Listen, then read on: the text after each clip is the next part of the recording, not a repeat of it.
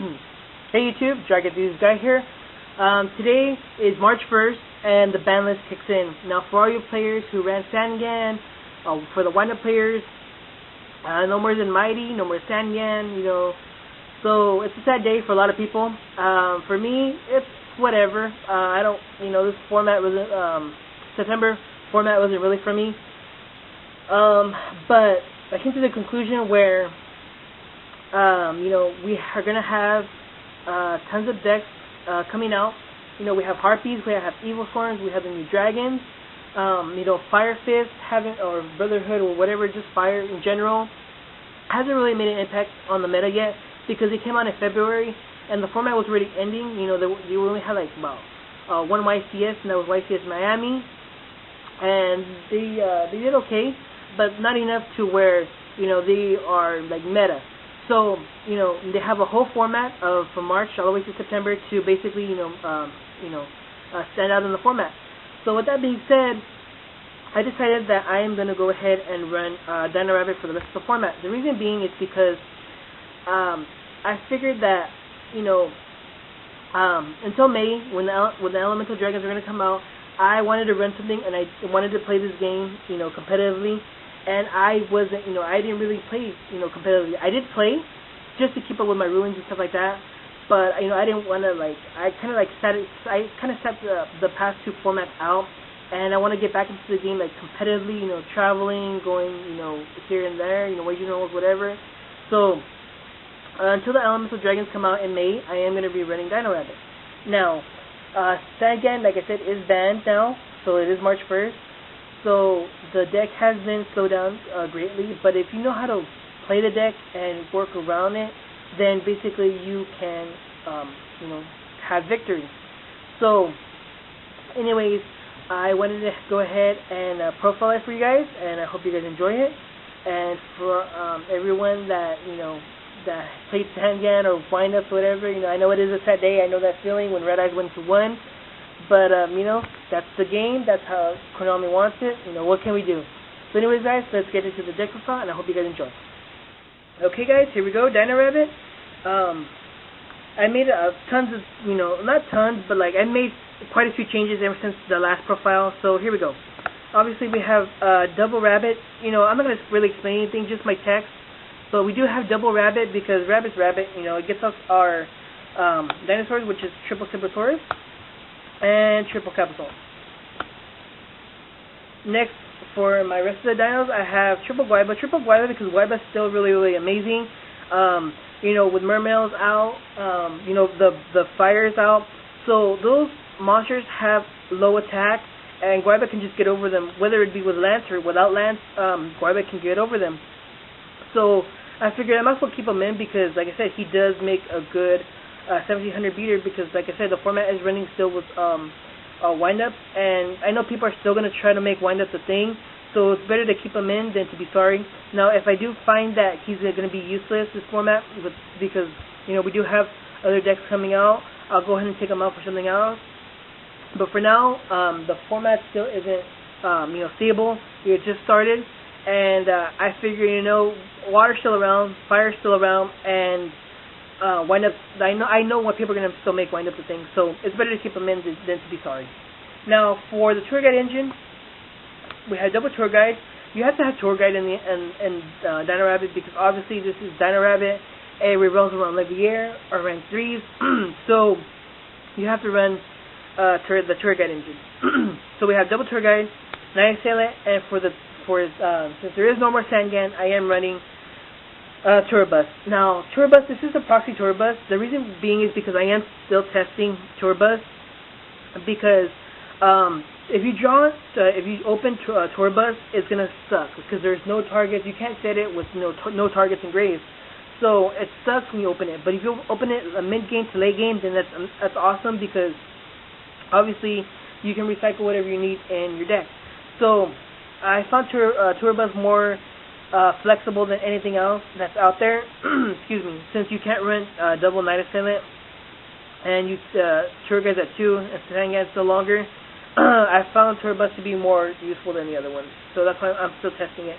I don't have one, that's why I'm proxying it. So if I do find it working out for me, I will buy one.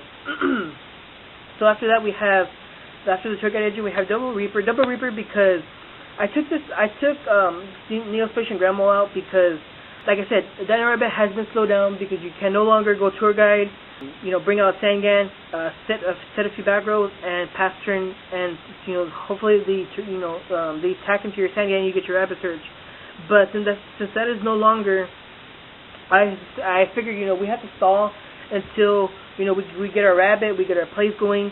So Double Reaper helps out a lot, and plus it's more flexible than anything else because if you do have if you have control of the game, you can attack, keep poking your opponent, so they can discard their cards, or you can just, have it in defense position, so you can, protect you. So that's why I had decided to go double Sangan. Double Reaper. That's how much I made Sangan mentioning him. So those are the monsters. On to spells, we have Monster Reborn, Dark Hole, Heavy Storm, and Book of Moves. And then we have Pot of Avarice. So that was the one of. And next we have triple MST, because MST is amazing. Okay, after that we have double lands. Double lands obviously because we are running Guaiba. And I run double over triple because I do find triple kind of a dead draw. So I like double. I've always liked double. I've always ran double. I like double. So you don't want to run one, and you don't want to run any. So that's why I decided to go double over triple. After that we have my own little twist. I do like Dimensional Fissure in the deck because Dimensional Fissure basically hurts the meta. Now I do cite these out. We're going against like Atlantean Mermales or Mermail Atlanteans, whatever you want to call them, for macro. So I do take out the Pot of Avarice and the Fissures for triple macro. So, but if we're going up against agents or Chaos Dragons, I do keep these in. Okay, after that, now we're on to traps. We have the double Solemns. I hate this at 1. I fucking hate it. I'll tell you right now, I can't stand it because Solemn Warning is one of my favorite traps, and it sucks to have it at 1 because it stops tour guide. Stops tour guide. It stops Gorge. It stops Tragodia. It stops Bismegalo, Priestess, Monster Reborn. Like you name it, like it fucking stops it. And to have it at 1, it just sucks. Next we have Mirror Force. Mirror Force is just Mirror Force. If your opponent overextends, you punish them.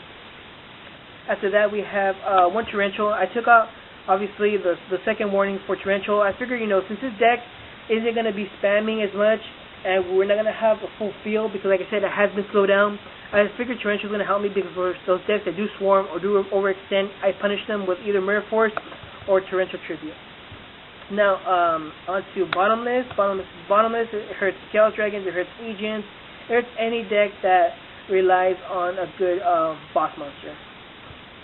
Compulsive Evacuation Device because we are in a format with heavy exceeds and heavy synchros. So compulsory evacuation just sends them back. Like, it's hilarious because your opponent does all these plays and to get, to have their XYZ or synchro get sent back to the extra deck. It's just hilarious. Double Finish Chain because we are in a format with lots of monsters that have effects and they do go off. So I'd rather stop them than wait for them to attack because they tend to pop this with MST, or they the monster has a popping ability like, for example, Hyperion and Priestess. So I'd rather stop them than wait for them to pop this or attack.